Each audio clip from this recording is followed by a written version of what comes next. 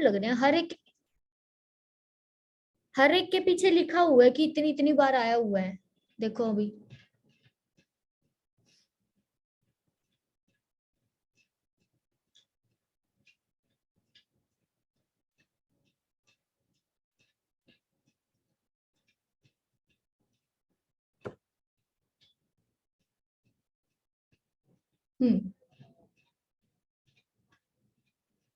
चलो screen show रही है ना सभी को?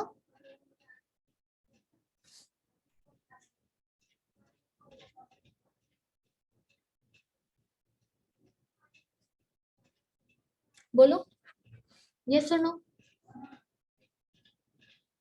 ओके देखो 21st एग्जाम्पल क्या कहा है उसने, Z G is the centre of a group, ठीक है। तो हमें क्या प्रूव करना है कि अगर G by Z G cyclic है, अगर ये तुम्हें साइक्लिक ग्रुप दे रखा है, then you have to prove that G is abelian. तो एबिलियन दिखाने के बहुत सारे तरीके होते हैं, मतलब अभी तुम अपनी बुक में तो ठीक ठीक दे रखा है, बट ज्यादा मुश्किल मुश्किल एग्जांपल्स भी होते हैं ना, तो उनमें ऐसा ही करते हैं वो कि जी बाय जेड जी को साइक्लिक दिखा देते हैं, तो वो फटाफट से जी हमारा एबिलियन हो जाता है। बट हम तो अच्छे अच्छे ही सिंपल सिंपल से ग्रुप पढ़ रहे हैं, उनको तो देखते ही बता सकते हैं कि एबिलियन है या नहीं है। But reverse is not true, अगर जी एबिलियन है तो जी बाय जेड जी साइक्लिक हो, मतलब हो भी सकता नहीं भी हो सकता। काउंटर एग्जाम्पल अभी मेरे माइंड में नहीं है, बट मैं बता सकती हूँ सोच के थोड़ा। नहीं तो इफ एंड ओनली इफ होता ना, सीधी सी बात है। तो देखो चलो अब हमें क्या करना है, जी बाई जेड जी को, मतलब जो ये है अपना जेड जी ऐसे लिख सकते हो, दिस इज सेंटर है ना। तो ये साइक्लिक लेके चलेंगे और हमें दिखाना है कि जी शुड बी एबिलियन। तो अगर ये साइक्लिक है तो सीधी सी बात है इसका कोई जनरेटर होगा, तो जी बाई जेड जी इसका हमें एक जनरेटर लेना चाहिए। तो तुम्हें पता है इसमें कैसे किस टाइप के एलिमेंट होंगे, क्वोशंट ग्रुप में किस टाइप के एलिमेंट होते हैं, दिस मल्टीप्लाई दिस, है ना। ये करते हैं ना कि अगर मान लो कोई एक एलिमेंट लिया x और साथ में हम क्या करते हैं z से मल्टीप्लाई कर देंगे, मतलब जेड जी से, इससे मल्टीप्लाई करो for all x belongs to g, कहते हैं ना हम सारे के सारे कोसेट आते हैं कोशंट ग्रुप में। तो ये ना ब्रैकेट में जी नहीं लिख रहा है बार बार, तो इसलिए मैं भी इसको अच्छे से ऐसे ही लिख देती हूँ x z for all x belongs to G. तो सारे के सारे कोशंट आ गए, सारे के सारे सॉरी कोसेट आ गए, कोसेट कोशंट ग्रुप में। अच्छा बुक में जी लिख रखा है तो जी लिख लो, कोई दिक्कत नहीं है। हम्म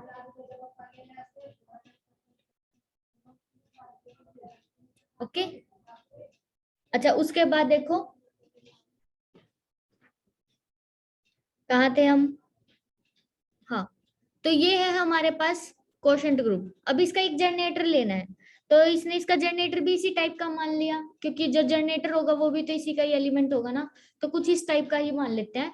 तो सपोज करो जो जी बाय जेड है वो किससे जनरेट हो रहा है, इस एलिमेंट से जनरेट हो रहा है, ठीक है, हर एक एलिमेंट इसकी पावर में है। तो चलो देखो अब इसने क्या कहा, अगर तुम्हारे ए और बी जेड जी में है,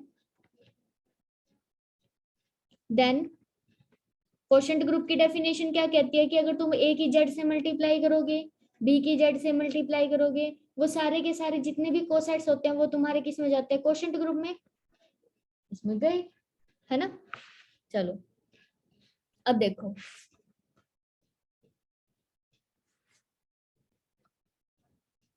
अब क्या किया इसने, अब क्योंकि ये एलिमेंट इसका एलिमेंट है और ये किससे जनरेट हो रहा है, इससे, तो ऑब्वियसली हर एक एलिमेंट इसकी पावर में लिखा जाएगा, है ना। तो हम क्या कर सकते हैं, ए जेड को किसकी पावर में लिख सकते हैं, जी जेड की पावर में लिख सकते हैं, इसी तरह बी जेड को भी। तो कुछ ना कुछ तो पावर आएगी, सपोज इसकी पावर हमने की n, तो हमें मिल गया, कुछ ना कुछ पावर करेंगे पक्का मिलेगा। और ये चीज भी हमने देख रखी है। अच्छा इसने पीछे जेड ले रखा है, कोई दिक्कत नहीं, चलो। तो तुम देखो जी जेड जी जेड जी जेड ऐसे करोगे कितने टाइम्स, एन टाइम्स। और क्योंकि हमारे पास जो जेड होता है वो कैसा सब ग्रुप था, नॉर्मल, और नॉर्मल सब ग्रुप में हमने देखा था कि जो चाहे तुम जेड जी कर लो या जी जेड कर लो, आंसर सेम ही आता है ना। तो यहाँ पे हम वही प्रॉपर्टी का यूज करके ऐसे कर सकते हो। तुम देखो बीच वाले को चेंज करती हूँ मैं, ऐसे लिख दो, है ना, बाकी सारे as it is.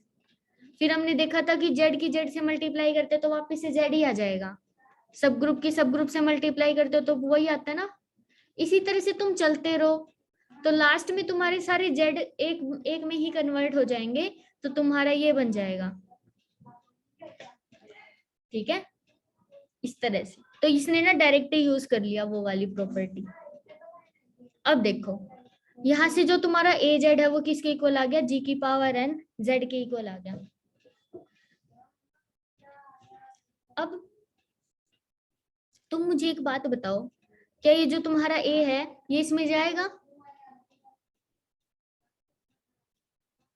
Z A का मतलब क्या है, कोसेट ना। अब तुम्हें पता है कि कोसेट का मतलब क्या होता है, जेड के जितने भी एलिमेंट होंगे उसके साथ एक ही प्रोडक्ट ही तो करनी है, और जेड के अंदर आइडेंटिटी पक्का होता है ना, सेंटर में हमेशा आइडेंटिटी होगा, तो आइडेंटिटी इंटू ए मिलेगा।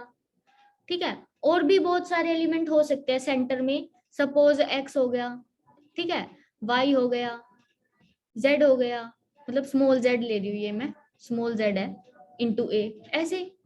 तो ये वाला एलिमेंट तो तुम्हें पक्का ही मिलेगा ना, देखो, क्योंकि सेंटर में आइडेंटिटी होता है और आइडेंटिटी इंटू ए करोगे तो ए मिलेगा। यस और नो? ये चीज मैं पहले भी बता रही थी तुम्हें कि ए होता है वो हमेशा ही एच ए में बिलोंग करता है, बिकॉज एच के अंदर आइडेंटिटी हमेशा प्रेजेंट होती है। वही चीज यूज कर रहे हैं यहाँ पे। अब तुम्हारा ए किस में है, जेड ए में, तो तुम, और यहां से तुम्हारा ये भी आ गया कि ये टर्म इसके इक्वल है। देखो क्या था, ए जेड, यहाँ पर, अरे इसने कहीं तो अच्छा इसने सारी जगह जेड आगे आगे लिख रखा है ना, तो वही चीज ले लेते हैं, कंफ्यूज हो जाएंगे नहीं तो। Z a is equal to z g की पावर एन आ गया, और ए हमारा जेड ए में है। अब अगर तुम्हारा ए जेड ए में है और ये चीज इसके इक्वल है, तो तुम्हारा ये भी इसमें ही गया, जी की पावर एन भी तो किस में गया, जेड जी की पावर एन में। यस और नो? है ना। अब यहां से देखो, उल्टा लिख दिया क्या मैंने, अरे अरे अरे, हाँ देखो, अगर एक एलिमेंट इस सेट में है और ये सेट इस सेट के इक्वल है, तो वो एलिमेंट इसमें भी गया ना। अब एक सेट तो मैंने ऐसे लिखा, one one, sorry minus one, iota minus iota, और एक सेट मैंने ऐसे लिखा, iota minus iota one one minus one. अब दोनों सेट इक्वल ही हैं, अब कोई एलिमेंट अगर इसमें है तो वो इसमें भी होगा डेफिनेटली। तो अगर ए तुम्हारा जेड ए में है तो ए तुम्हारा जेड इंटू जी की पावर एन में भी होगा ना, बिकॉज दोनों सेट इक्वल दे रखे हैं। तो यहाँ पे हमने यही लिखा कि ए तुम्हारा इसमें चला गया, यहाँ तक आ गए। अब क्योंकि ए अगर तुम्हारा इस सेट में जा रहा है तो वो कुछ इस तरह से दिखेगा, इज इक्वल टू जेड का कोई एक element, suppose small z one into g की पावर एन। ठीक है, यहाँ पे लिख सकते हो फॉर सम जेड वन, ठीक है, बिलोंग्स टू कैपिटल जेड, इसमें होगा। अब ध्यान से देखना तुम, इसी तरह से ये सारा काम हमने सिर्फ ए पे किया है, इसी तरह से जब तुम बी पे करोगे तो तुम्हें कोई दूसरा जेड मिल जाएगा, सपोज जेड टू, ऐसे मिल गया। अब तुम्हारा काम क्या है, तुम्हें दिखाना है कि जी या बिलियन। देखो जी के तुम दो एलिमेंट लेके चल रहे हो, ए और बी, तो तुम्हें दिखाना है ए बी की मल्टीप्लाई कर लो या बी ए की मल्टीप्लाई कर लो, आंसर सेम आएगा। तो ए बी लेके चलो और बी ए के इक्वल दिखा देना। अब a इंटू बी की मल्टीप्लाई करो, जेड वन जी की पावर एन, जेड टू जी की पावर एन, एन तो नहीं आएगा भाई, देखो क्योंकि ना यहाँ पे ए जेड क्या था, जी जेड की पावर एन, तो जरूरी थोड़ा ना है कि यहाँ पे बी करोगे तो भी पावर एन ही आएगी, कोई दूसरी पावर आ सकती है। तो यहाँ पे मैं और कोई पावर ले लेती हूँ, सपोज एम ले ली, ऐसे। चलो अब इसको अच्छे से लिखोगे तो ऐसे बन जाएगा, जेड वन जेड टू जी की पावर एन जी की पावर एम, बिकॉज नॉर्मल तो दे ही रखा है ना। अब नॉर्मल दे रखा है तो कम्यूटेटिव प्रॉपर्टी होल्ड कर देगा ये, नॉर्मलिटी की वजह से, जेड तो नॉर्मल है। अच्छा उसके बाद हमने पावर ऐड भी कर सकते हो, ऐसे भी लिख सकते हो, और इसी तरह से बी ए को लिख दो, वो भी ऐसे ही आएगा, Z1 Z2 और G की पावर n+m, बस हो गया। इस तरह से दिखाना था, ठीक है, क्योंकि यहाँ पे ना देखो Z1 और Z2 तो हमारे किसके हैं, Z के हैं, और Z हमारा नॉर्मल सब ग्रुप है। तो नॉर्मल में तो कम्यूटेटिव प्रॉपर्टी होल्ड हो जाती है, इस वजह से हमारा ए बी और बी ए इक्वल आ गया। क्लियर है?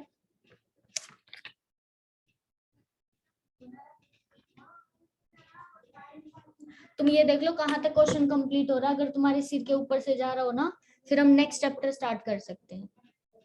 मुझे ऐसा लग रहा है तुम्हारे रिस्पॉन्स देख के कि सब कुछ मिक्स हो रहा है तुम्हारा।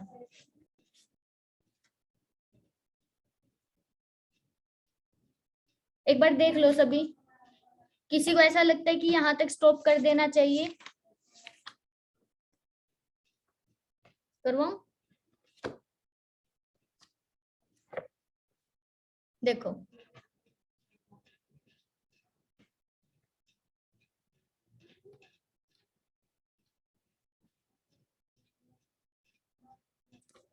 आगे क्या कहा है कि G is non abelian group, non abelian दे रखा है, और ऑर्डर ऑफ ग्रुप क्या दिया है, P की पावर 3।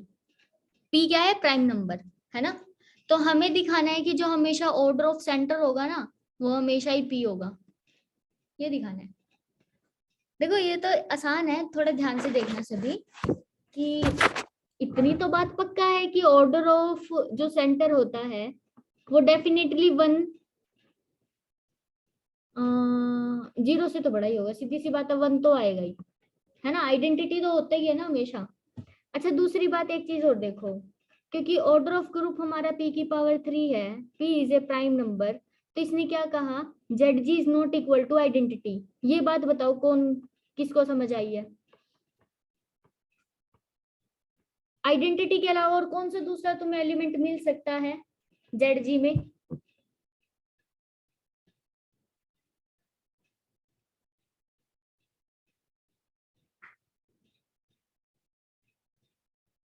वेरी गुड, है ना, क्योंकि हमने देखा था कि अगर हमारे पास प्राइम की पावर हो तो हम क्या कर सकते हैं, उसका एक सब ग्रुप बना सकते हैं, जो कि सब ग्रुप क्या होगा, जिसका ऑर्डर होगा P। एक सब ग्रुप बना दो H जिसका ऑर्डर हो P। और हमने देखा था कि जो P होता है ना, प्राइम ऑर्डर का हमेशा जो भी सब ग्रुप होता है वो कैसा होता है, देखो ध्यान से, आई थिंक कौन से में था वो, फर्स्ट चैप्टर में ही था क्या?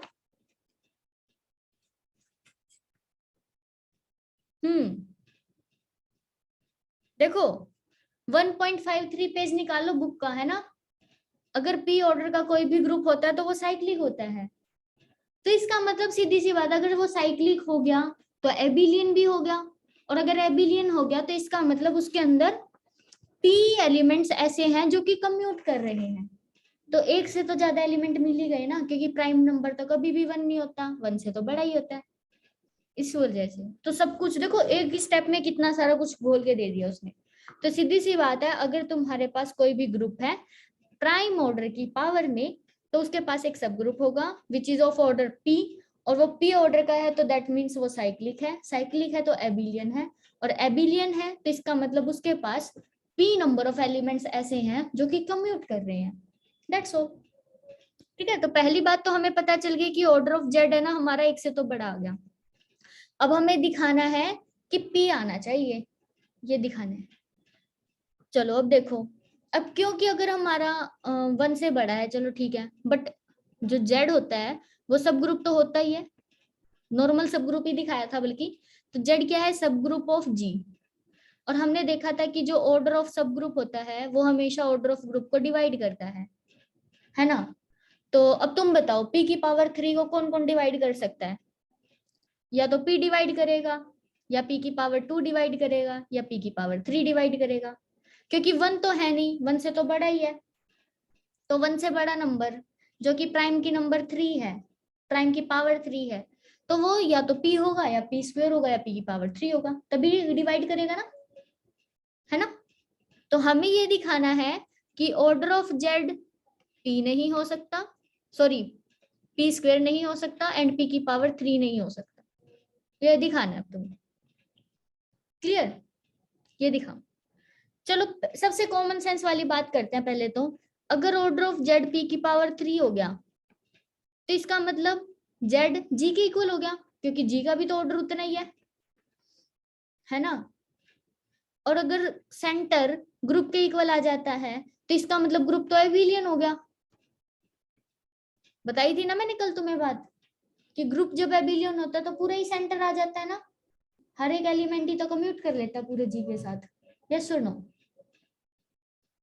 तो बट ग्रुप क्वेश्चन में देखो ग्रुप कैसा दे रखा है, जी इज नॉन एबिलियन। इसका मतलब ये केस तो हो ही नहीं सकता, जी तो नॉन एबिलियन दे रखा है तो सेंटर कभी भी पूरे ग्रुप के इक्वल तो नहीं होगा, तो ये वाला केस हमारा डिस्कार्ड होगा। अब इस पे बात आती है, order of Z P square होगा तो क्या दिक्कत आएगी, फिर पी बच जाएगा, वही आंसर है। चलो देखो अभी ध्यान से देखना, पिछले वाली थ्योरम का यूज करेंगे अभी, है ना। तो हमें क्या दिखाना है, अगर मैं order of Z P square ले लूं तो ऑर्डर ऑफ, पीछे देखो हमने क्या कहा था कि G by Z G cyclic हो जाए तो देखो G by Z G, order of इसका निकालो। इसका ऑर्डर निकालने का बेसिक सा फॉर्मूला यही होता है, order of group by order of सब ग्रुप। अब ऑर्डर ऑफ ग्रुप है पी की पावर 3 और ऑर्डर है सब ग्रुप का, हम मान के चल रहे हैं पी स्क्वेयर, तो ये आ गया पी। अब तुम बताओ order of G by Z कितना आ गया P, and P is a prime number. अगर प्राइम नंबर है तो तुम्हें पता है कि ये जो ग्रुप है वो हमारा साइक्लिक हो गया, अभी बता रहे थे तुम। कोई भी ग्रुप है जिसका ऑर्डर अगर प्राइम नंबर आ जाए तो वो साइक्लिक हो गया, है ना। इसका मतलब अगर जी बाय जेड साइक्लिक है तो पिछले वाली थ्योरम का यूज करो। थ्योरम क्या कहती है कि अगर जी बाय जेड साइक्लिक आ जाता है तो ग्रुप तुम्हारा कैसा हो जाएगा, एबिलियन। फिर से कॉन्ट्रडिक्शन आ गई क्योंकि ग्रुप तो तुम्हें नॉन एबिलियन दे रखा है। यस और नो? समझ रहे हो? बताओ, समझ आई बात, है ना।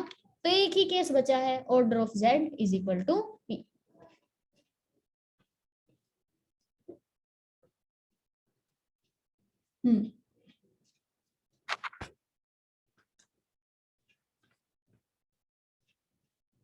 चलो नेक्स्ट, कितना टाइम रह गया, टाइम भी देखते रहना तुम। हाँ है अभी तो।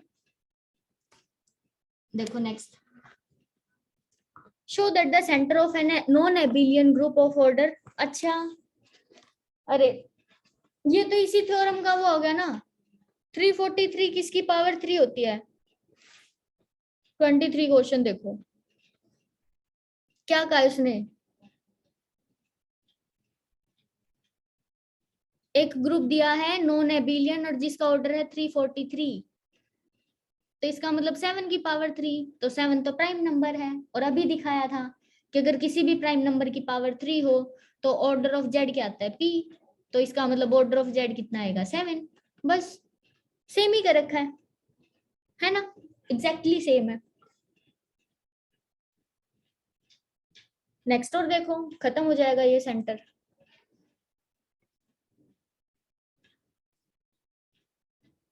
शो दैट द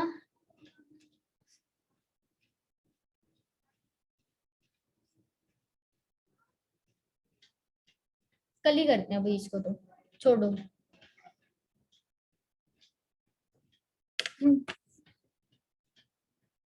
वैसे तुम ट्राई कर सकते हो, छोटी सी थ्योरम है, एक बार देख लेना।